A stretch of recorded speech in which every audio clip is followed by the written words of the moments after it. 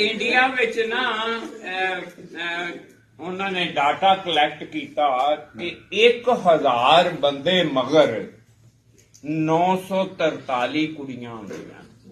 Latest data ਆਇਆ ਵੀ 1000 ਬੰਦੇ ਮਗਰ 943 ਕੁੜੀਆਂ ਨੇ, ਤੇ ਜਿਹੜੇ 57 ਬੰਦੇ ਹੈਗੇ ਨੇ, ਜਿਹੜੇ ਵਿੱਚੋਂ 943 ਤਾਂ ਕੁੜੀਆਂ ਹੋ ਗਈਆਂ ਨਾ, ਤੇ ਉਹ 943 ਵਿਆਹੇ ਗਏ।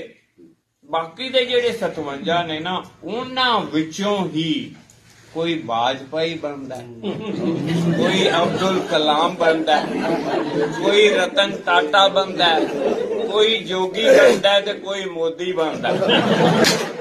ਜਿਹੜੇ 943 ਨੇ ਨਾ, ਉਹ ਕੁੱਕਰ ਦੀ ਤੀਜੀ ਸੀਟੀ ਵੱਜਣ ਤੋਂ ਬਾਅਦ ਗੈਸ ਬੰਦ ਕਰ ਦਿੱਤੀ।